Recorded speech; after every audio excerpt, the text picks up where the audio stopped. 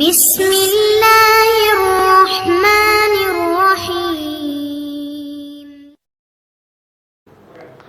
அஸ்ஸலாமு அலைக்கும் வரஹ்மத்துல்லாஹி வபரகாத்துஹு. அன்பிற்குரிய சகோதர சகோதரிகளே, நீங்களும் ஆலிம்களாகலாம் என்ற இந்த பாடத்தில் ஒவ்வொரு புதன் வியாழன் ஆகிய 2 நாட்கள் திருக்குர்ஆனுடைய வசனத்தினுடைய நேரடி அர்த்தத்தையும் அதனுடைய விளக்கத்தையும் அதில் உள்ள இலக்கண விதிகளையும் நம்ம பார்த்து வருகிறோம். இதுவரைக்கும் 195 வசனத்தை பார்த்துவிட்டு 196வது வசனத்தில் ஒரு சின்ன வரியை மட்டும் நம்ம நேற்று பார்த்தோம். அது சின்ன வரி என்னன்னு கேட்டால், அத்திமுல் ஹஜ்ஜ உல் உம்ரத்தல் இல்லா, ஹஜ்ஜையும் உம்ராவையும் அல்லாவுக்காக நீங்கள் பூர்த்தியாக்குங்கள்னு அந்த வசனத்தை வச்சிருச்சு. அதில் அத்திமு என்பதனுடைய கிராமரை தான் நேற்று பூரா நடத்தணும். இப்போ தொடர்ச்சி என்ன வருதுன்னு கேட்டால், இப்போ நம்ம ஹஜ்ஜிக்கு போகிறோம். ஹஜ்ஜிக்கு போகும்போது நம்ம காலத்தில் தடுக்கிற பஞ்சாயத்து வராது. ஏன்னா நம்ம முஸ்லீம் ஆட்சியாளர்கள் இருக்கிறாங்க, ஹஜ்ஜிக்கு வர்றவங்கள தடுக்க மாட்டாங்க. ஆனால் ரசூல்லாவுடைய காலத்தில் எப்படி இருந்துச்சுன்னு சொன்னால், ரசூல்லாவெலாம் முஸ்லீமாக இருக்கிறாங்க, மக்கா காஃபிர்கள் அதிகாரத்தில் இருக்குது. காபத்துல்லா யார் கையில் இருக்கிறது? காஃபிர்களுடைய அதிகாரத்தில் காபா இருக்கிறது. இப்போ நம்ம மதீனாவிலேருந்து புறப்பட்டு அங்கே போனோம்னா விட்டால் தானே போக முடியும். நம்ம உம்ராவுக்கோ ஹஜ்ஜிக்கோ கிளம்பி போகிறோம், அதிகாரம் அவங்க கையில் இருக்கிறது. நீங்கள் நாங்கள் உங்களை விரட்டி விட்ருக்கோம், நீங்கள் ஊருக்கு வரக்கூடாது அப்படின்னு தடுத்துட்டான்னு சொன்னால் இவங்களுக்கு ஹஜ்ஜி பண்ண முடியாது, உம்ராவும் பண்ண முடியாதுல்ல. அப்போ தடுக்கப்படுற ஒரு நிலைமை ஏற்படுறது ரசூல்லா காலத்தில் நடந்துச்சு. இப்போலாம் ஏற்படாது. இப்போ நம்ம போய்கிட்டு வந்துக்கிட்டு இருக்கிறோம். ரசூல்லாவுடைய காலத்தில் இதை ரசூல்லாவை சந்தித்தாங்க. அப்போ அதுக்கு என்ன பரிகாரம்? நம்ம ஹஜ்ஜின்னு புறப்பட்டு வந்துட்டோம், உம்ராவுக்குன்னு புறப்பட்டு இஹ்ராமோடு வந்துட்டோம். அவன் தடுக்கிறான். இப்போ அந்த ஹஜ்ஜை செய்ய முடியாமல் உம்ரா செய்ய முடியாத நிலைமைக்கு நம்ம ஆளாகிறோம். அதுக்கு என்ன செய்யணும் அப்படின்னு சொன்னால், அதனுடைய பரிகாரம் தான் இன்றைக்கு வாசிக்கிற அந்த பகுதியில் என்ன வருதுன்னா, ஃபைன் உஹுசிருத்தும், நீங்கள் தடுக்கப்பட்டால், நீங்கள் அல்லாவுக்காக ஹஜ்ஜு செய்ய வந்துட்டீங்க, உம்ரா செய்ய வந்துட்டீங்க, வரும்பொழுது ஊருக்குள்ளே விட்டால் தானே நீங்கள் செய்ய முடியும். ஊருக்கு வர விடாமல் தடுத்து விட்டான் மக்காவில். ஃபைன் உஹுசிருத்தும், நீங்கள் தடுக்கப்பட்டீர்களே ஆனால் அலைக்கும் வச்சுக்கிறேன், அலைக்கும் உங்கள் மீது இருக்கிறது மஸ்தை சரமினல் ஹதி, ஹதி என்பதில் எது இயலுமானதோ அது உங்கள் மீது அவசியம். ஹதி என்பதில் இயலுமானது அவசியம் என்று வருகிறது. அதே மாதிரி ஒலா தஹலிக்கு ஒரு ஊசக்கும், உங்களுடைய தலையை மலித்து விடாதீர்கள். தலையை மலிக்கிறது தான் அந்த ஹஜ்ஜு உம்ராவை முடிக்கிறதுக்கு அடையாளம்னு வச்சுருக்கு மார்க்கத்தில். நம்ம ஹஜ்ஜுடைய எல்லா காரியத்தையும் முடிச்சுட்டோன்னு வைங்க, மொட்டை அடிச்சிடுவோம் அல்லது கொஞ்சோன்னு முடியை வெட்டிடுவோம். உம்ராவுடைய எல்லா காரியத்தையும் முடிச்சுட்டோன்னு வைங்க, அப்போ மொட்டை அடிக்கலாம், கொஞ்சம் முடியை கட் பண்ணிக்கிடலாம். அப்போ இந்த முடியை கட் பண்ணுதல் என்பது என் வேலையெல்லாம் முடிச்சிட்டேன் என்பதற்கு ஒரு அடையாளம். அதை நீங்கள் செய்ய முடியாது. இப்போ ஏன்னு கேட்டால், நீங்கள் உம்ராவுக்கு வரைக்கும் உங்களை தடுத்துவிட்டான், நீங்கள் உம்ரா செய்யலைன்னா நீங்கள் ஹதி பிராணியை கொடுக்கணும்னு நல்லா அவரை சொல்லிவிட்டான். அப்போ நீங்கள் தலையை மலிச்சிட்டு இதோடு முடிச்சு ஆடு செய்யக்கூடாது. என்ன செய்யணும்னு கேட்டால், இப்போ நம்மளை ஒரு இடத்துல வச்சு நிப்பாடி தடுக்கிறான்னா நம்ம என்ன செய்யணும்னு கேட்டால், அந்த தடுத்த காரணத்தினால நம்ம ஒரு பழிப்பிராணி கொடுக்கணும். உடனே அங்கேயே ஒரு ஆட்டையோ மாட்டையோ ஒட்டகத்தையோ வாங்கி அந்த ஆடு மாடு ஒட்டகத்தை என்ன செய்யணும்னா நம்ம காபாவுக்கு அனுப்பி வச்சிடணும். என்னையை தானப்பா தடுக்கிற, அந்த பிராணியை விடு. அதை தடுக்கவும் மாட்டாங்க அவங்க. அங்கே ஆடு அதுக்கு என்ன செய்வாங்கன்னு கேட்டால், அந்த ஆடு ஹதியுடைய ஆடு, ஹதியுடைய மாடு, ஹதியுடைய ஒட்டகம் என்பதற்கு அடையாளமாக அதுக்கு ஒரு மாலையை போட்டு விட்ருவாங்க. செருப்பாலான ஒரு மாலையை போட்டுருவாங்க. ஏன்னு கேட்டால், அந்த செருப்பு மாலை ஒரு அடையாளத்துக்கு தான். வித்தியாசமான ஒரு மாலை இருந்துச்சுன்னு சொன்னால், இது நம்ம தொடக்கூடாது, இது காபாவில் அந்த ஹரம் எல்லையில் குர்பானி கொடுப்பதற்காக யாரோ அனுப்பி விட்ருக்குறாங்க அப்படின்னு சொல்லி என்ன செய்வாங்கன்னா, அதை அடுக்கு தடுக்க மாட்டாங்க. அந்த ஏரியாவுக்கு போன உடனே அந்த காபத்துல்லாவில் நிர்வாகியாக இருக்கக்கூடியவர்கள் பிடிச்சி என்ன செய்வாங்க, அதை அறுப்பாங்க. அப்போ அந்த ஹதிங்கிறது நம்மளை தடுத்துட்டான் என்று சொன்னால், ஒரு ஆடு மாடு ஒட்டகத்தை நம்ம என்ன செய்யணும், கொடுக்கணும். எங்கே கொடுக்கணும்? இங்கே கொடுத்துட முடியாது. ஏன்னாட்டா ஹரமில் தான் கொடுக்கணும். ஹதி என்பது ஹரம், ஹதினா என்னென்னு ரெண்டாவது நான் விளக்குறேன், அப்போ உங்களுக்கு புரிஞ்சிடும். ஹதி என்பது ஹரமில் கொடுக்கக்கூடிய ஒரு பழி. இப்போ நம்மளை தடுத்துட்டான்னு சொன்னால், ஒரு ஹதி பிராணியை இருக்கிற இடத்துல அர்த்தம்னு சொன்னால் ஹரமில் கொடுத்ததா வராது. அப்போ என்ன வரேன், இங்கேருந்து பிடிச்சி நம்ம அனுப்பி விடணும். அனுப்பி விட்டோன்னு என்ன செய்வான், அந்த அந்த போய் உதாரணமாக ஒரு காலையில் 8 மணி போல் நம்மளை தடுத்து விட்டான். நம்ம 8 மணிக்கு ஒரு ஆட்டை வாங்கி என்ன செய்கிறோம், அதுக்கு ஒரு மாலையை போட்டு அனுப்புகிறோம். அதை தடுக்க மாட்டான். நமக்கு தெரியும் இந்த 8 மணிக்கு அனுப்புன ஆடு ஒரு 11 மணிக்கெலாம் போய் சேர்ந்துடும் அப்படின்னு நமக்கு தெரியும்னு சொன்னால், அந்த 11 மணி வரைக்கும் வெயிட் பண்ணிவிட்டு அப்புறம் தான் முடி இறக்கணும், தலை முடியை மலிக்கணும். போய் சேர்ந்துருக்கும், நம்ம அனுப்புன ஹதி பிராணி அது போய் சேர்ந்திருக்கும் என்று தெரிஞ்ச பிறகு தான் நம்ம தலையை முட்டடிப்பது என்பது ஹஜ்ஜி உம்ராவை ஃபினிஷ் பண்ணிட்டோங்கிறதுக்கு ஒரு அடையாளம்.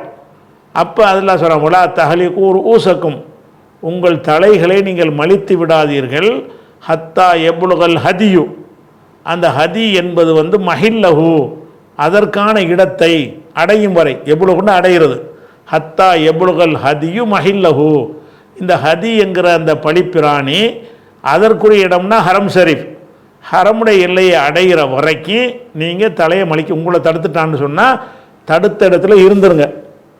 எது வரைக்கும் இருக்கணும், இந்த ஆடு போய் சேர்ந்துருக்கும், இந்த மாடு போய் அந்த இடத்த சேர்ந்து அவங்க எடுத்துக்கிடுவாங்க. அது போய் சேர்ற வரைக்கும் நீங்கள் என்ன செய்யுங்க, வெயிட் பண்ணிக்கிட்டுறீங்க.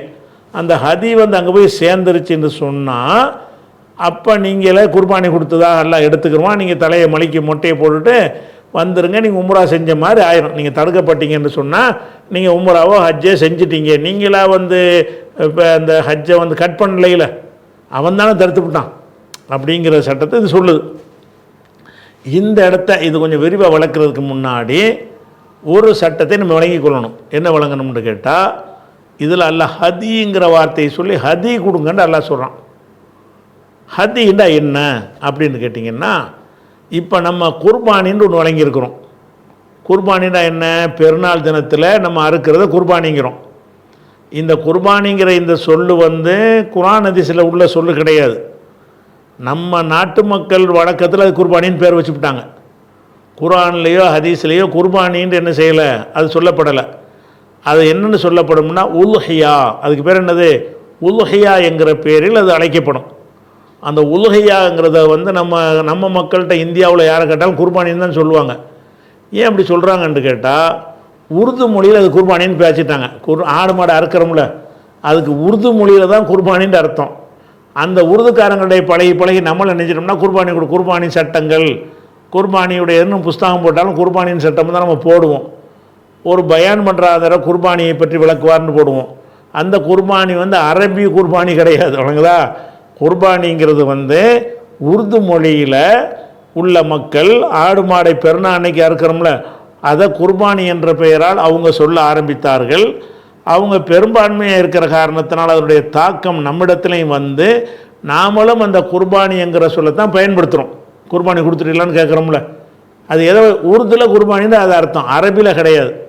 அரபியில் அதுக்கு என்ன அர்த்தம்னா உல்ஹியா, அலிஃபு லாது ஹே ஏ, உல்ஹியா. உல்ஹியாங்கிறது தான் அந்த குர்பானிக்கு உள்ள அரபி சொல், குர்பானிக்குள்ள அரபி சொல். இந்த உல்ஹியாங்கிறது இருக்குல்ல, அது எப்போ கொடுக்கணும், பெருநாள் தினத்தில் தான் கொடுக்கணும். உல்ஹியாங்கிற யௌமுன் நஹருன்றதுக்கு பேர், அறுக்கும் நாள். அறுக்கும் நாள்ன்ற ஒரு நாளுக்கு பேர் இருக்குன்னா அது 10வது நாளைக்கு பேர் தான். அப்போ 10வது நாள் துல்ஹஜ் 10வது நாள் அன்னைக்கு நம்ம அறுக்கிறதுக்கு பேர் என்னது, உல்ஹியா. நம்முடைய நாட்டு வழக்கப்படி குர்பானின்னு வச்சுக்கிறோங்க. நம்ம நாட்டு வழக்க பிரகாரம் குர்பானி. இந்த குர்பானி எப்போ கொடுக்கணும், 10வது நாள் கொடுக்கணும். எங்கே கொடுக்கணும், எங்கே வேணாலும் கொடுக்கலாம். 10வது நாளில் நீங்கள் மக்காவுக்கு நீங்கள் போயிட்டீங்க, 10வது நாள் வருது, வருஷம் குர்பானி கொடுப்பீங்க. நம்ம இங்கே எது கூட குர்பானி கொடுக்கணும், நம்ம ஊரில் கொடுத்தா அதை ஏழை மக்களுக்கு உதவியாக இருக்குமேன்னு சொல்லி ஊரில் உங்கள் வாப்பாக்கோ அம்மாக்கோ பொண்டாட்டிக்கோ புருஷனுக்கு போனை போட்டு பேசி என் பேரில் ஒரு ஆட்டை வாங்கி நீ குர்பானியை கொடுத்துரு வழக்கம் போல் அப்படின்னு சொன்னால், குர்பானி கொடுக்குறவர் மக்காவில் இருப்பார், அவர் சார்பாக அவருடைய குடும்பத்தார் ஊரில் கொடுப்பாங்க, எங்கே வேணாலும் கொடுக்கலாம். ஆனால் பெருநாளில் கொடுக்கணும். குர்பானி என்பது உலுஹியா என்பது பெருநாள் தினத்தில் மாத்திரம் கொடுக்கக்கூடிய பலிப்பிராணிக்கு பேர் உலுஹியா. இதை வழங்கிட்டீங்களா. இந்த உலுஹியா மாதிரியான ஒரு சொல்லு தான் ஹதி என்ற வார்த்தை. ஹே தால் ஏ ஹதி என்கிற வார்த்தை. இந்த ஹதி என்பதுண்டா என்ன அர்த்தம்னு கேட்டால், குர்பானின்னு அர்த்தம் கிடையாது. ஹதி என்பதை 365 நாளும் கொடுக்கலாம். இன்றைக்கி நான் நினச்சேன்னா நான் இன்றைக்கி கூட ஒரு ஹதி கொடுக்கலாம், நாளைக்கு நினச்சா நாளைக்கும் கொடுக்கலாம். குர்பானியை நினச்ச நேரத்தில் கொடுக்க முடியாது. அதான் குர்பானின்னு நான் பேச்சு வழக்கத்தில் சொல்கிறேன், உலுகையாக தான். அப்படி தான் நம்ம பழகி இருக்கணும், அதுக்காக சொல்கிறேன். இப்போ தராவின்னு சொல்கிறோம்ல, தராவின்னு சொல்ல கிடையாது. ஆனால் நம்ம தராவி தொழுகைன்னா என்னன்னு தானே விளக்கணும். அந்த மாதிரி உள்ளது மக்கள்கிட்ட ஒரு பழக்கத்தில் அந்த சொல் வந்துருச்சு. அப்போ அந்த குர்பானி என்ற உலுகையாவுக்கு பெருநாள் தினம் என்று மஸ்ட் அவசியம். ஹதி என்பது 365 நாளிலையும் கொடுக்குற ஒரு பழிப்பிராணி. 365 நாளில் எப்படி கொடுக்குறதுன்னு எங்கே கொடுக்கணும்னு கேட்டால், ஹரம் இருக்குல்ல, மக்காவுடைய எல்லை, புனித எல்லைன்னு வச்சுருப்பாங்க. அந்த புனிதத்தனத்துடைய எல்லைக்குள்ளே போய் ஒரு பிராணியை அறுத்து கொடுத்தோம் என்று சொன்னால் அதுக்கு பேர் ஹதி. ஹதி என்று சொன்னால் சென்னை வாசி சென்னையில் ஹதி கொடுக்க முடியாது, மதுரை வாசி மதுரையில் என்ன செய்ய முடியாது, ஹதி கொடுக்க முடியாது, மதீனாவை சேர்ந்த ஒருத்தர் மதீனாவில் ஹதி கொடுக்க முடியாது. ஹதின்னா எங்கே தான் கொடுக்கணும் என்று கேட்டால், இந்த பிராணியை அங்கே போய் நான் அறுக்கணும், புனிதமான ஆலயம் இருக்கிற அந்த அங்கே உள்ள அறுக்கிற ஏரியாவில் போய் நான் அறுப்பேன் அப்படின்னு செய்வதற்கு பேர் தான் ஹதி என்பது. இந்த ஹதி என்பதை எப்படியெல்லாம் நம்ம செய்யலாம்னு கேட்டால், இப்போ நம்ம இப்போ ஹஜ்ஜிக்கோ உம்ராவுக்கோ சும்மா ஏதோ ஒன்று போகிறோம், போய் என்ன செய்யலாம்னு கேட்டால், நம்ம ஒரு உம்ராவுக்கு அதுக்கு சம்மந்தம் கிடையாது, உம்ராவுக்கு போகிறீங்க, போய் நினைக்கிறீங்க நம்ம இங்கே ஒரு அல்லாவுக்கு அந்த இடத்துல ஒரு பிராணியை பலி கொடுப்போமே, ஹதி என்கிற வணக்கத்தை நிறைவேற்றுமே நினச்சிங்கன்னு சொன்னால், அங்கே ஒரு ஆட்டை வாங்கி, அங்கே ஒரு மாட்டை வாங்கி, அங்கே ஒரு ஒட்டகத்தை வாங்கி, அல்லது 7 பேர் சேர்ந்து ஒரு மாட்டையோ ஒட்டகத்தையோ வாங்கி அந்த இடத்துல நீங்கள் அறுத்து என்ன செய்கிறது, பலியிடுறதுக்கு பேர் ஹதி. அப்போ உம்ராவுக்கு போனாலும் நீங்கள் ஹதி கொடுக்கலாம், ஹஜ்ஜிக்கு போனாலும் ஹதி கொடுக்கலாம், கட்டாயம் கிடையாது. உங்களை ஒரே ஒரு இடத்துல கட்டாயம் வரும். பொதுவாக ஹதி கடமையானா கடமை கிடையாது. ஆனால் ஹதிங்கிறது என்னென்னு கேட்டால், ஹரம் எல்லையில் போட்டு அறுக்கணும். அந்த அறுத்தல் எங்கே நிகழணும், ஹரம் ஷரீஃபில் வச்சு தான். புனித ஹரம் ஷரீஃப்னா மக்காவுடைய புனித தலங்கள்னு 4 எல்லை போட்டிருப்பாங்க, பச்சை கலர் லைட் எரியும், அதுலேருந்து அது வரைக்கும் அந்த ஹரம் எல்லைண்டு. அந்த எல்லைக்கு உட்பட்ட பகுதியில் அறுப்பதற்குன்னு ஒரு இடத்த வர ஒதுக்கி வச்சுருப்பாங்க. அந்த இடத்துல போய் அறுக்கிறதுக்கு பேர் தான் என்னது, ஹதி என்பது. அந்த ஹதி எப்போ அறுக்கலாம்னு கேட்டால், இன்றைக்கி இந்த மாதம் இப்போ ரமலான் முடிஞ்சு ஷவ்வாலில் இருக்கிறோம், ஷவ்வாலில் நான் உம்ராவுக்கு போகிறேன், ஷவ்வாலில் ஹதி கொடுக்கலாம். துல்காதாவில் போகிறேன் அப்போ கொடுக்கலாம். துல்ஹஜ்ஜு முடிச்சுட்டு முஹர்ரம் மாதம் நான் போகிறேன் அப்போ கொடுக்கலாம். எந்த மாதத்தில் நம்ம போனாலும் என்ன செய்யலாம், அங்கே போய் ஒரு ஹதிங்கிறது ஒரு தனி வணக்கம். அந்த உம்ராவுடைய ஷருத்தில் வராது, உம்ராவுடைய ஹஜ்ஜிலேயோ ஷருத்து கிடையாது. நீங்கள் ஹதிங்கிறது ஒரு தனியான ஒரு வணக்கம். ஒரு அல்லாவுக்காக ஒரு பிராணியை அந்த இடத்தில் வைத்து அறுத்து பலியிடுதல்ங்கிற ஒரு சிறந்த வணக்கம். அதுக்கு யார் விரும்புகிறீர்களோ அவங்க என்ன செய்யலாம்னு கேட்டால், ரசூல்லா 100 ஒட்டகத்தையெல்லாம் கூட ஹதி கொடுத்துருக்குறாங்க. ஒரு 10 ஆட்டை கூட அறுத்து நீ என்ன செய்யலாம், அந்த இடத்துல நீங்கள் ஹதி கொடுக்கலாம். இந்த ஹதி என்பது ஹஜ்ஜோடைய உம்ராவுடையோ ஷருத்தில் வராது, எப்போ வேண்டாலும் செய்யலாம், ஆனால் அங்கே தான் செய்யணும். சரி, அது மாத்திரம் இல்லாமல் அதனுடைய ஆதாரத்தை நான் ஒரு வருஷம் நான் சொல்கிறேன். அது மாத்திரம் இல்லாமல் இப்போ நான் சென்னையில் இருக்கிறேன், எனக்கு ஹஜ்ஜிக்கு போகிற அளவுக்கு என்கிட்ட வசதி இல்லை, அல்லது எனக்கு அந்த டோக்கனில் எனக்கு குழுக்களில் எனக்கு கிடைக்கல, அல்லது நான் போன வருஷம் போயிட்டு வந்துட்டேன், இன்னொருக்கா போயிட்டு வர்றதுக்கு சில வரைக்கும் காசு இல்லை. நான் விரும்புகிறேன் நம்ம ஒரு ஹதி கொடுப்போம் அப்படின்னு நினைக்கிறேன். அப்படி நான் நினைத்தேன் என்று சொன்னால், ஹஜ்ஜுக்கு என்னுடைய தம்பி போகிறாரு, எங்கள் மாமா போகிறாரு, எங்கள் மச்சான் போகிறாரு, என் மருமகன் போகிறாருன்னு வைங்க. நான் என்ன செய்வேன்னு கேட்டால், அவர்கிட்ட கூப்பிட்டு நாங்கள் ஒரு ஹதி கொடுக்க வேண்டி இருக்கிறது, ஹதி ஒரு ஆட்டு எவ்வளோ ரூபா வரும்னு விசாரிக்க வேண்டியது. இன்றைக்கி நெட்டில் பார்த்தா தெரிஞ்சிடும், இன்றைக்கி ஆடு விலை என்ன, மக்காவில் இன்றைக்கி ஆடு விலை என்ன, மாடு விலை என்ன, ஒட்டக விலை என்னன்னு தெரிஞ்சிடும். அதை பார்த்துட்டு இந்தாங்க 1 லட்ச ரூபா வச்சுக்கிறோங்க, நீங்கள் அங்கே போய் ஒரு ஆட்டை என் பேரில் வாங்கி அங்கே ஹதி பண்ணிடுங்கன்னு சொல்கிறோம். அப்போ என் பேரில் வாங்கி என்ன செய்யலாம்னா ஹதி கொடுக்கலாம். அதை நானே போக மாட்டேன், நான் சென்னையில் இருப்பேன். ஆனால் இங்கே அறுத்து கொடுத்தா அது ஹதியில் வராது. ஹஜ்ஜுக்கு போகிற ஆள்கிட்ட என்ன செய்யணும், இந்த ஆட்டையை கொடுத்து விடணும். இப்போ ஆடை கொடுக்குறதுக்கு பார்த்தா பணத்தை தான் கொடுத்து விடுவாங்க. அந்த காலத்தில் ஆட்டையை கொடுத்து விடுவாங்க. நம்மள்ட்ட ஒரு ஆடு இருக்குது, கொண்டு போய் என்ன செஞ்சுருங்க, ஹதி பண்ணிடுங்கன்னு அந்த காலத்தில் ஆடையே மாடையோ என்ன செய்வாங்க, ஹஜ்ஜு உம்ராவுக்கு போகிற ஆளுகிட்ட கொடுத்து அனுப்புவாங்க. இப்போ அந்த பழக்கம் தேவையும் இல்லை தானே, காசை கொடுத்தா கிடைக்கும் போது எதுக்கு இங்கேருந்து ஓட்டிகிட்டு போகணும். அதனால் என்ன செய்ய, உம்ராவுக்கு ஒருத்தர் போகிறார், நீங்கள் என்ன செய்கிறீங்க, ஒரு ஆட்டை நம்ம இங்கே குர்பானி கொடுக்கறதுக்கு பதிலாக அங்கே ஹதின்னு கொடுத்தோம்னா 2 நன்மை யாரும். ஹதிங்கிற அந்த இடத்துல கொடுத்ததுக்கு ஒரு நன்மை, பிராணியை பலி கொடுத்ததுக்கு ஒரு நன்மை, 2 நன்மை கிடைச்சிருமே. சிறந்த ஒரு இபாதத்தாக போயிருமே நினச்சி நீங்கள் என்ன செய்கிறீங்க, உம்ராவுக்கு போகிற ஒரு ஆள்கிட்ட ஒரு ஆடு என்ன விலங்குன்னு கேட்குறீங்க. அவர் விசாரித்து விலையை சொல்லுவார். இந்தாங்க 50,000 வச்சுக்கிறங்க, நீங்கள் மக்காவில் போய் அந்த ஹரம் ஷரீஃபில் ஒரு ஆடை வாங்கி என் பேரில் நீங்கள் அறுக்கிறது யார் இருக்கலாம், என் ரசூலுல்லாஹ்வுக்கான அலி அறுத்தாங்கலாம் வருதில்ல, வேற ஒரு ஆளுக்கு அறுக்கிறது தப்பு கிடையாது, என் பேரில் நீங்கள் இதை ஹதி பண்ணிடுங்க அப்படின்னு சொன்னாரையானால் அவர் எப்போ வேணாலும் அதை செய்யலாம். ஷாபானில் செய்யலாம், ரமணானில் செய்யலாம், ஹஜ்ஜிக்கு போகிறவர் செய்யலாம், உம்ராவுக்கு போகிறவர் செய்யலாம். அல்லது சும்மா டூரிஸ்ட் விசாவில் போகிறார் ஒரு ஆள், மக்காவுக்கு போகிறார், உங்களுக்கு சொல்கிறார் நம்ம டூரிஸ்ட் விசா ஒரு 10 நாள் வியாபார சம்மந்தமாக போயிட்டு வர்றேங்கிறாரு. அவர்கிட்ட நம்ம என்ன செய்யலான்னு கேட்டால், இந்தாங்க ஒரு 50,000 பணம் இருக்குது, மக்காவில் ஒரு ஆடு 50,000 சொல்கிறாங்க, இந்தாங்க 50,000, நீங்கள் மக்காவில் போய் ஹரம் ஷரீஃபில் ஒரு ஆடை வாங்கி அங்கே நீங்கள் என் பேரில் குர்பானி கொடுத்துருங்க, குர்பானின்றது பேச்சு வழக்கத்தில் ஹதி கொடுத்துருங்க அப்படின்னு சொல்வாரையானால் அவருக்கு வேறு சார்பாக கொடுக்கலாம். ஹதியுடைய கண்டிஷன் என்னன்னு கேட்டால் 365 நாளிலும் கொடுக்கலாம். குர்பானியுடைய கண்டிஷன் ஒரே ஒரு நாளில் தான் கொடுக்கணும். அது அந்த பெருநாள் தினத்தில் தான், யௌமுன் நஹரில் தான் கொடுக்க வேண்டும். ஹதி என்பது 365 நாள்லையும் கொடுக்கலாம், நீங்கள் போயும் கொடுக்கலாம், அல்ல ஒரு ஆள்கிட்ட கொடுத்து விட்டு கொடுக்க சொல்லலாம், இதுக்கு பேர் ஹதி. அப்போ அந்த ஹதி என்பதுடைய அர்த்தத்தை, ஹதி என்ற என்ன விளங்கிக்கணும்னு கேட்டால் அந்த ஸ்பாட்டில் இருக்கிறது அவசியம். ஹதிக்கு நாள் முக்கியம் கிடையாது, அந்த ஸ்பாட்டில் இருக்கிறதுக்கு பேர் தான் ஹதி. இதுதான் ஹதிங்கிறது. இதை விளங்கிறதா இருந்தால் சில ஆதாரங்களை உங்களுக்கு காட்டினா உங்களுக்கு விளங்கும்.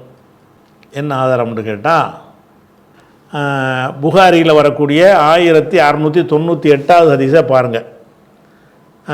கான ரசூலுல்லாஹி ஸல்லல்லாஹு அலைஹி வஸல்லம் யுஹுதி மினல் மதீனத்தி, ரசூல் ஸல்லல்லாஹு அலைஹி வஸல்லம் அவர்கள் மதீனாவில் இருந்த ஹதி பிராணி அனுப்பி வைப்பார்கள்.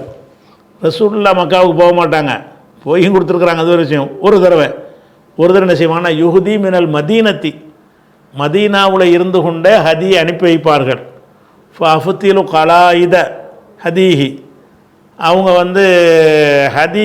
ஹதிங்கிறதுக்கு ஒரு அடையாளமாக என்ன செய்வாங்கன்னா, அந்த அறியாமை காலத்து மக்கள் அதை அறிஞ்சு வச்சுருந்தாங்க. ஒரு செருப்பு மாலை மாதிரி போட்டாங்கன்னு சொன்னால் தொட மாட்டாங்க. மதீனாவில் ஒரு ஆட்டை வாங்க வேண்டியது, விரட்டி விட்டுற வேண்டியது. போகிறான் வாரவன் எவன் பார்த்தாலும் என்ன செய்வான்னா, மக்கா உனக்கு விரட்டிடுவான், அதை அடிக்க மாட்டான், உதைக்க மாட்டான், ஒன்றுமே திங்க மாட்டான், ஒன்றுமே செய்ய மாட்டான். அது அப்படி மக்காவுக்கு போய் ஹரம் எல்லை வரைக்கும் கொண்டு போய் சேர்த்துருவாங்க. ஏன்னா அந்த ஜாகிலியா மக்களும் அதை மதித்தார்கள். அவன் காஃபிராக இருந்தாலும் அவனும் ஹதியை நம்பி இருந்தான், அவனும் புனித தலம்னு வச்சுருந்தான். இது மாதிரி அனுப்பி வைக்கிற பழக்கம் அவங்கள்ட்ட இருந்தது, ஜாகிலியாக்கள்கிட்ட இருந்தது. அப்போ ரசூலுல்லாஹ் என்ன செய்கிறாங்கன்னு கேட்டால், கான ரசூலுல்லாஹி ஸல்லல்லாஹு அலைஹி வஸல்லம் யுஹுதி மினல் மதீனத்தி, மதீனாவில் இருந்து கொண்டே ஹதி அனுப்புவார்கள். ஃபஅஃபுத்திலு கலாயித ஹதீஹி, அவங்க ஹதிக்கு உரிய மாலைகளை நான் தான் தயார் பண்ணுவேன். ஹதிக்காக போடணும்ல, அந்த மாலை மாதிரி செருப்பு மாதிரி ரெடி பண்ணி கழுத்தில் மாட்டி விட்றது.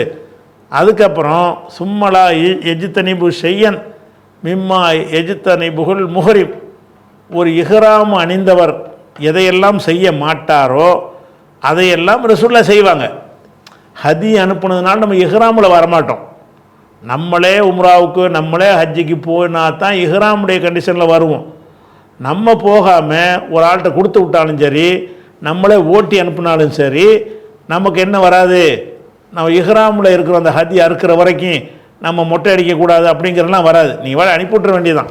அது என்னைக்கு போய் சேருது அன்றைக்கி போய் சேர்ந்து அன்றைக்கி அவங்க அறுத்துக்குருவாங்க. அப்போ ரசூலுல்லாஹ் என்ன செய்வாங்கன்னு கேட்டால், சும்மலா எஜித்தனிபு ஷையன் மிம்மா எஜித்தனிபுகுல் முஹரிம், இஹ்ராம் அணிந்தவர் எதையெல்லாம் தவிர்த்து கொள்ளுவாரோ அதில் எந்த ஒன்றையும் ரசூலுல்லாஹ் தவிர்க்க மாட்டார்கள். அதாவது இஹ்ராம் அணிந்தால் அது செய்யக்கூடாதுன்னா இருக்குல்ல, குடும்ப வாழ்க்கையோடு ஈடுபடக்கூடாது, அதெல்லாம் பார்க்க மாட்டாங்க. மதீனாவில் இருந்து கொண்டே ஆசைப்படுவாங்க, நம்ம ஒரு ஹதியை கொடுப்போம்னு சொல்லி ஒரு ஆட்டை பிடிச்சி அனுப்பி விட்ருவாங்க. அனுப்பி விட்டால் தன்னால் போய் சேர்ந்துடும். ஒரு ஆள்கிட்ட பிடிச்சியும் கொடுத்து விடலாம், சும்மா அனுப்புனீங்கன்னு சொன்னாலும் மதீனாவிலேருந்து மக்கா வரைக்கும் உள்ள 50 பேரும் கொண்டு ஒருத்தனா கொண்டு தள்ளி விட்டுருவாங்க. அது தன்னால் என்ன செய்யும், ஹரம் எல்லைக்கு போய் சேர்ந்துடும்.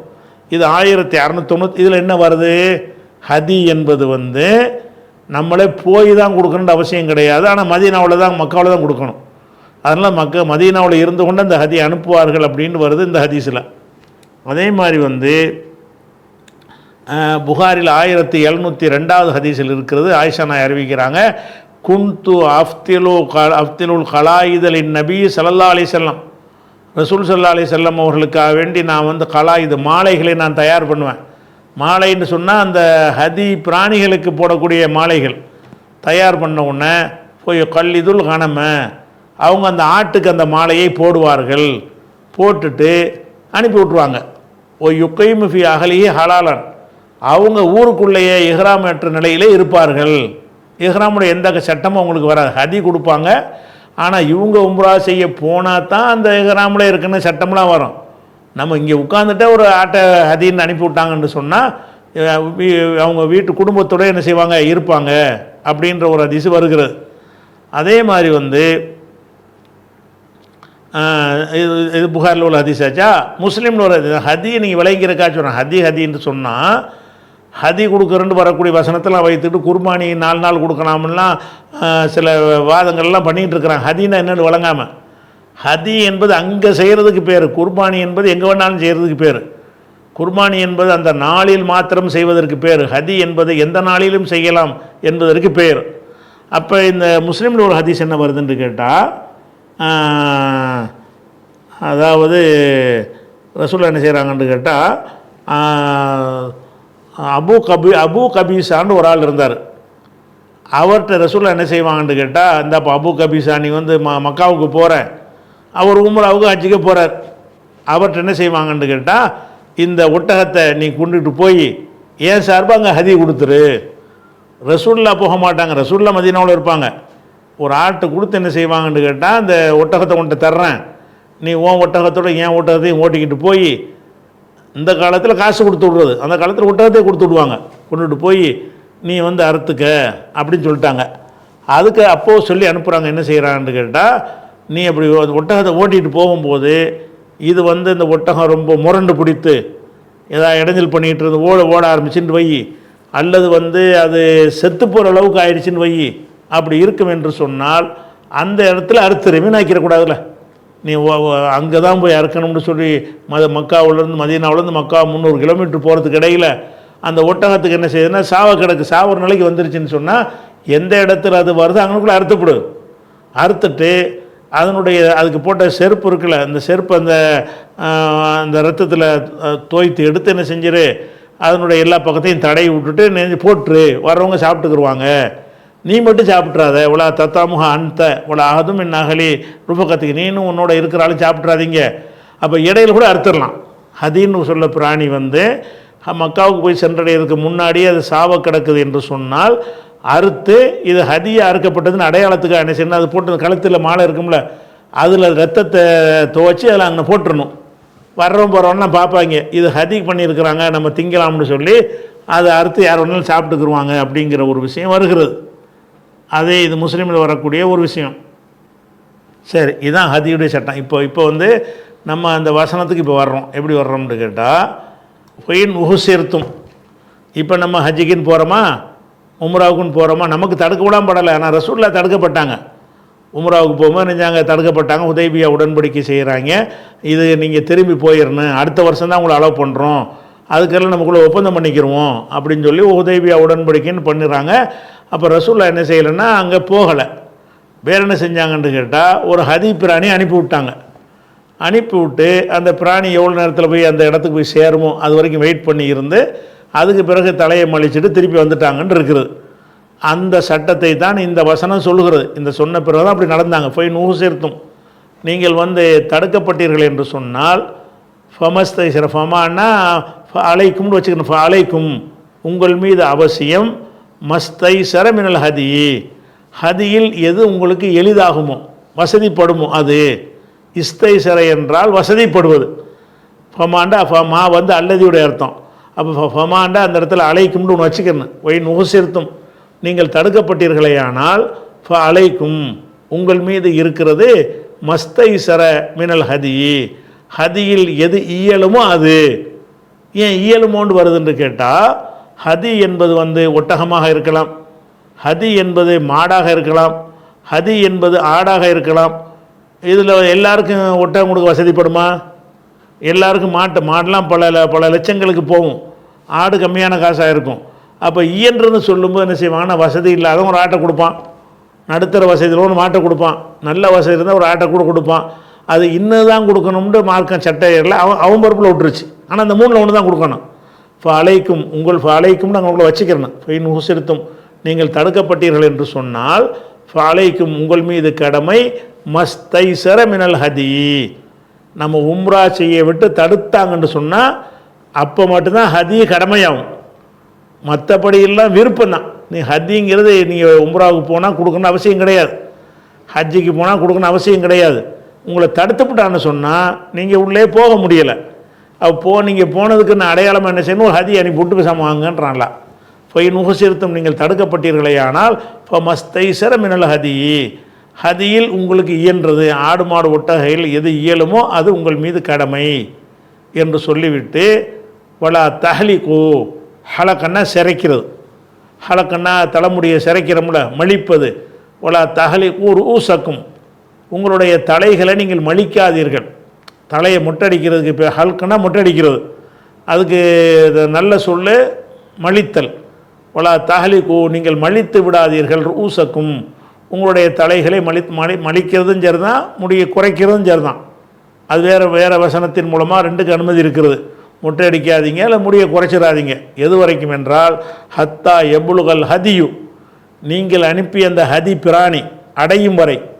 ஹதி என்கிற பழிப்பிராணி எபுலுகன்னு அடைகிறது, ஹத்தா எபுலுக அடையும் வரை, அல் ஹதியு இந்த ஹதிங்கிற பிராணி அடையும் வரை, மஹில்லஹு அதற்குரிய இடத்தை, அதற்குரிய இடம்ங்கிற ஹரம் எல்லை, அதற்குரிய இடம்னா என்னது ஹரம் எல்லை, ஹரம் எல்லையை அடைகிற வரைக்கும் நீங்கள் என்ன செஞ்சிடாதீங்க, நீங்கள் தலையை மலிச்சிடாதீங்க. அப்போ நம்ம என்ன செய்யணும்னு கேட்டால், இப்போ நம்ம அறிஞ்சு நமக்கு வேலைக்கு ஆக போகிறது இல்லை, தெரிஞ்சுக்க வரலாறு தான். நம்ம இப்போ தடுக்க போகிறதும் கிடையாது, நம்ம இதுக்குன்னு ஹதி கொடுக்க வேண்டிய அவசியமும் வராது. இருந்தாலும் அதை வரலாறாக அறிந்து கொள்வதற்கு உள்ளது தான். நம்ம போகிறோம், ஒரு காஃபிர் கையில் அரசாங்கம் இருக்குது, நம்மளை தடுத்து விட்டாங்க, எங்கனை தடுக்கிறான்னா அங்கே நின்ற வேண்டியது. என்னை தடுத்து விட்டியா, என் ஆட்டை விடு, நான் என்னை தடுத்தேன்னா நான் திரும்பி போகிறேன், என்னுடைய ஆட்டை வந்து நான் ஹரம்பில் பழியிடுறதுக்காக அனுப்புனேன்ற உடனே ஆட்டை ஒன்றும் செய்ய மாட்டாங்க, மாட்டை ஒன்றும் செய்ய மாட்டாங்க. அதுக்காக வேண்டி எல்லா ஆட்டையும் அப்படி செய்ய முடியாது, ஒரு அடையாளம் வேணும்ல. அது ஏகமானதாக என்னச்சுன்னா செருப்பு மாலைன்னு ஒரு அடையாளம் வச்சுருந்தாங்க. வேறு வேறு மாலைகள்னால் பல மாலைகள் போட்டுட்டு வருவாங்க, எல்லா மாலையும் போட்டதையும் ஹதின்னு விளங்கிடக்கூடாது. அதுக்காக என்ன செய்வாங்கன்னா செருப்புகளை கட்டி கழுத்தில் போட்டோம்னு சொன்னால் இது ஹதி பிராணிக்கு உள்ளது, இதை தொடவே கூடாது, ஹரம் எல்லைக்கு அது பாட்டுக்கு போகிறபடி விட்டுருணும். அந்த எல்லைக்கு போன பிறகு அது நிர்வாகத்தில் இருப்பவர்கள் பிடித்து அங்கே அறுத்து விடுவார்கள். யார் அனுப்புனாலும் பார்க்கவே மாட்டாங்க, அவங்க பாட்டு அறுத்துருவாங்க. அந்த மாதிரியான ஒரு அடிப்படையில் என்ன செய்யணும், நீங்கள் செஞ்சுக்கிறங்கிறான். அவ்வளோ அப்படி செய்யும் பொழுது நம்ம பழிப்பிரானை அனுப்பி விட்டவுடனே என்ன, நம்ம இஹ்ராமோடு வந்துட்டோம், இஹ்ராம்லேருந்து விடுபடுவதாக இருந்தால் முட்டை அடித்து தலைமுடியை குறைத்து தான் விடுபட வேண்டும். அது எப்போ குறைக்கிறது, நம்ம தான் உம்ராவை செய்யலையே, அதுக்கு என்ன அடையாளம்னா இந்த பழிப்பிராணி அனுப்புறியல்ல, இந்த பிராணி போய் சேர்ந்துருச்சா அது நம்ம கணக்கு தெரியும். ஒரு 8 மணிக்கு இந்த ஆட்டை அனுப்புனோமா, ஒரு மத்தியானம் 12க்கெலாம் போயிடும், அல்ல 1 மணிக்கெலாம் போயிடும் உங்களுக்கு தெரிஞ்சுன்னு சொன்னால், தடுக்கப்பட்ட இடத்துலேருந்து 2 மணி நேரம் வெயிட் பண்ணி இருந்து நம்ம அனுப்பின ஆடு போய் சேர்ந்து இருக்கும், நம்ம அனுப்பின மாடு போய் சேர்ந்துட்டு அவன் அறுத்துருவானுவோம். சேர்ந்துட்டா என்ன செய்ய மாட்டாங்க, அந்த நிர்வாகத்தில் வேறு எவனும் தொடவும் மாட்டான். அதை இதை ஹரமுக்காக வந்து கொடுத்துருக்குறாங்க, அந்த இடத்துல வச்சு நம்ம அறுத்து போட்டுருவாங்க, வேணுங்கிற அளவுக்கு எடுத்துக்கிடுவாங்க. அப்போ அந்த மாதிரி இந்த ஹதி வந்து அதுக்குள்ள இடத்த சேர்ந்துருச்சான்னு தெரிஞ்சதுக்கு பிறகு நம்ம மொட்டை அடிச்சு விட்டு இஹ்ராம்லேருந்து விடுபட்டோம். உம்ராவும் செய்யலை, ஹஜ்ஜும் செய்யலை, ஆனால் இஹ்ராம்லேருந்து விடுபட்டு வந்துட வேண்டியது, இஹ்ராமை களைஞ்சிட வேண்டியது. ஹஜ்ஜெலாம் செஞ்சுட்டு மொட்டை அடிப்போம்ல, உம்ராவெலாம் முடிச்சுட்டு மொட்டை அடிப்போம்ல, அந்த வேலையை உம்ரா செய்யாமலே நம்ம செஞ்சிடறோம். ஏன்னா அவன் தடுத்து விட்டான்ல. அதுக்கு பதிலாக நம்ம என்ன செய்கிறோம்னா, ஹதி அந்த இதை செஞ்சிட்டோம் என்று சொன்னால் நாம் ஒரு ஹஜ்ஜி செய்வதாக எல்லாம் எடுத்துக்கிறோம். அதை நாம் நம்மளா நிப்பாட்டில் அவன் தானே தடுத்துட்டான், அதுக்காக வேண்டி உம்ரா செய்ததாக எல்லாம் எடுத்துக்கிடுவான். இது ஒரு விஷயமாச்சா. இது வந்து இது 6ஆம் ஆண்டு, இந்த வசனம் வந்து ஹிஜ்ரி 6 வந்து இறங்குது. ஹிஜ்ரி 6 தான் ரசூல்லா வந்து உம்ராவுக்கு போகிறாங்க. ஹிஜ்ரி 6 வந்து நம்ம கையில் அந்த மக்கா அதிகாரம் வரவே இல்லை. அப்போ ஹிஜ்ரி 8 தான் மக்காவுடைய வெற்றி. ஹிஜ்ரி 6 என்ன செய்கிறாங்கன்னு போகிறாங்க. இதுக்கு பேர் ஹுதைபியா வருஷம்னு சொல்லுவாங்க. அப்போ அதை பற்றி எல்லாம் சொல்லும் பொழுது தான் என்ன செய்கிறான்னு கேட்டால், இந்த ஹதியை பற்றி பேசுகிறான். அதாவது நீங்கள் வந்து உம்ரா ஹஜ்ஜை அல்லாவுக்கு செய்யுங்க, தடுக்கப்பட்டீங்கன்னு சொன்னால் தடுக்கப்பட்டதுக்கு பரிகாரம் என்ன? இப்போ ஹதி அவசியம். பொதுவாக ஹதி அவசியம் கிடையாது. உம்ராவுக்கு செய்ய போனீங்கன்னா ஆடை ஓட்டிக்கிட்டு போகணுமா? அல்ல ஹஜ்ஜுக்கு போனால் அதெல்லாம் அவசியமே கிடையாது. நீங்கள் விரும்பினா ஹதி எங்கே கொடுத்துக்கலாம். ஆனால் நீங்கள் தடுக்கப்பட்டீங்கன்னு நீங்கள் போகவே இல்லைல்ல. அப்போ ஹஜ்ஜுக்கு போனீங்கன்றது ஒரு அடையாளத்துக்கு என்ன செய்யணும்னா அந்த பிராணியை வச்சு அனுப்பி விட்றோம் அப்படின்னு அனுப்பிவிட்டு அந்த பிராணி போய் சேர்ந்தடைஞ்சிரும் என்று சொன்னால் நம்ம மொட்டை அடிச்சுவிட்டு நம்ம ஹஜ்ஜு செஞ்சுட்டோன்னு திரும்பி வர வேண்டியதான். உம்ரா செஞ்சுட்டோன்னு திரும்பி வர வேண்டியது. அல்லா கேட்க மாட்டான். ஹஜ்ஜு செஞ்ச நன்மையை கூட எல்லாம் தந்துடுவான். ஏன்னு கேட்டால் நம்மளா அதை நிப்பாட்டி கொள்ளலை. அல்லாவா செஞ்ச ஏற்பாட்டினால தான் நமக்கு போக முடியலை அப்படிங்கிறது இதில் வந்துருச்சு. அதுக்கடுத்தது இதை பற்றி அல்லாஹ் ஹதியை பற்றி சொல்லும் பொழுது 5வது வசனத்தில் 97வது 5வது அத்தியாயத்தில் 97வது வசனத்தில் எல்லாம் சொல்லி காட்டுகிறான். ஜாலல்லாஹுல் காபத்தல் பைத்தல் ஹராம கியாமல் லின்னாஸ், அதாவது பைத்துல் ஹராமாகிய காபத்துல்லாவை மனிதர்களுக்கு அல்லாஹ் நிலையானதாக ஆக்கி வைத்து விட்டான். ஒரு ஷஹரல் ஹராம், புனித மாதம் என்பது நிலையானது. புனித மாதம்ங்கிறத நம்மளும் மதிப்பான் அவனும் மதிப்பான், நிலையானதாக ஆக்கிட்டான். நம்ம சில மாதங்களை 4 மாதம் புனித மாதம் இருக்குல்ல, 4 மாதம் என்ன புனித மாதம் என்று கேட்டால் துல்காதா, துல்ஹஜ்ஜி, முஹர்ரம், ரஜபு. துல்காதா, துல்ஹஜ்ஜி, முஹர்ரம் இந்த 3 வரிசையாக வரும். ரஜபு தனியாக வரும். இந்த 4 மாதமும் புனித மாதம். சண்டைக்கு போக மாட்டாங்க, அவனும் போக மாட்டான் நம்மளும் போக மாட்டோம். அப்போ இந்த புனித மாதம் என்பது அல்லாஹ் நிலையானதாக்கிட்டான். ஜாஹிலியாக்களும் அதை மதித்தாங்க, நம்மளும் மதிக்கிறோம். அப்போ ஷஹரல் ஹராம் புனித மாதத்தையும் அல்லாஹ் நிலையானதாக்கி விட்டான். நிலையானதாக்கிட்டான்டா என்ன அர்த்தம்னு கேட்டால் அந்த புனித மாதத்தை மதித்தல் என்பது இஸ்லாமியர்களுக்கும் உண்டு, இஸ்லாத்தை எதிர்ப்பவனுக்கும் உண்டு. அது நிலையானதாகிடுச்சு. அடுத்து சொல்கிறான் ஒரு ஹதிய, ஹதி என்பதை நிலையானதாக ஆக்கிவிட்டோம். ஹதிங்கிறது நம்ம புதுசாக ஒன்று செஞ்சோன்னா அந்த பிராணியை முதல்ல அங்கே விடவே மாட்டான்ல. அந்த ஹதியை நம்ம எதுக்கு எந்த தைரியத்தில் அனுப்புகிறோம்? நம்ம அனுப்புன ஹதியை ஒன்றும் செய்ய மாட்டாமன், அது வாட்டு தன்னால் இப்போ கண்டவன்லாம் பிடிச்சி அங்கே அனுப்பிடுவாங்க. ஹரமு வரைக்கும் வரட்டி விட்ருவாங்க. ஹரமுக்கு போனவனு தான் கை வைப்பாங்க. அது ஹரமுடைய நிர்வாகத்தில். அந்த ஹதி என்பதும் ஒரு நிலையானதாக இருக்குதா? ஒரு கலாயுத அதுக்கு மாலை போடுவது அது நிலையானதாகிட்டான். நிலையானதாகிட்டான்னா என்னென்னு கேட்டால் அது முஸ்லீமும் செய்கிறான் அவனும் செய்கிறான். அவங்கள ஒரு காஃபிரை என்ன செய்வான்னு கேட்டால் ஏதோ ஒரு காரணத்துக்காக வேண்டி ஒரு ஹதி அனுப்பி விட்றான்னு சொன்னால் முஸ்லீம் இல்லை காஃபிராக இருக்கிறான். கூஃபாவிலேருந்து பசராவிலேருந்து ஒரு ஆட்டை பிடிச்சி அனுப்பி விட்றான்னு வைங்களேன். அவன் என்ன செய்வான்னு கேட்டால் செருப்பு மாலையை போட்டு அனுப்பி விட்ருவான். அனுப்பி விட்டால் பார்க்குற அம்புட்டு பேர் அதை கடைப்பிடிப்பாங்க. இது ஹரமுக்கு போகிறது, இதை தொடக்கூடாது, நமக்கு அது வேறு பக்கம் போனால் கூட திருப்பி விட்டு அந்த ஹரம் உள்ளைக்கு நம்ம அனுப்பி விட்டுறணும் அப்படிங்கிற அளவுக்கு உள்ள ஒரு விஷயம். அதனால் என்ன ஆகுதுன்னு கேட்டால் அந்த ஹரமுக்கு அனுப்பி விட்ருவாங்க. அப்போ அது நிலையானதாக இருக்குல்ல. அப்போ இந்த ஹரமுக்கு ஹரமும் நிலையானதாக இருக்கிறது. புனித மாதம் என்பது நிலையானதுக்கு அர்த்தம் என்ன? நிலையானது என்று சொன்னால் நானும் கடைப்பிடிக்கிறேன் அவனும் கடைப்பிடிக்கிறான். ஹதி என்பதை முஸ்லீமாகிய நானும் நம்புகிறேன் அவனும் நம்புகிறான். அப்படி இருக்க போய் தான் ஆட்டை பிடிச்சி அறுத்து விட்றான். இல்லாட்டி அவன் என்ன செய்வான்? இந்த இடத்த தாண்டினோடனே ஆட்டை கொண்டு விடுவான். அவன் அது கரெக்டாக ஹரமுக்கு போயிருந்தா என்ன அர்த்தம்? அவனை மதிச்சா தான் போகும். அதை ஒரு ஹதியையும் நிலையானதால் ஆக்கிவிட்டான். ஒல் கலாயுத இந்த செருப்பு மாலை போடுறது இருக்குல்ல, அவனும் போடுவான் நம்மளும் போடுவோம். எதுக்கு? இந்த செருப்பு மாலை போட்டிருந்தா தொடக்கூடாது, இந்த பிராணி யாரோ அனுப்பி விட்ருக்குறாங்க, ஹரம் எல்லைக்கு வரும், ஹரம் எல்லைக்கு வந்தவொன்னு அதை அறுப்பாங்க, இடையில் உள்ளவனும் கை வைக்கக்கூடாது அப்படின்ற நடப்பதாக இருந்தால் அவனும் ஒத்துக்கிட்டு நம்மளும் ஒத்துக்கிட்டால் தான் நடக்கும். அது நிலையானது. அல்லாஹ் எதை நிலையாக்கிட்டான்னா காபாவை நிலையானதாக ஆக்கிவிட்டான், புனித மாதத்தை நிலையானதாக ஆக்கிவிட்டான், ஹதி என்பதை நிலையானதாக ஆக்கிவிட்டான்.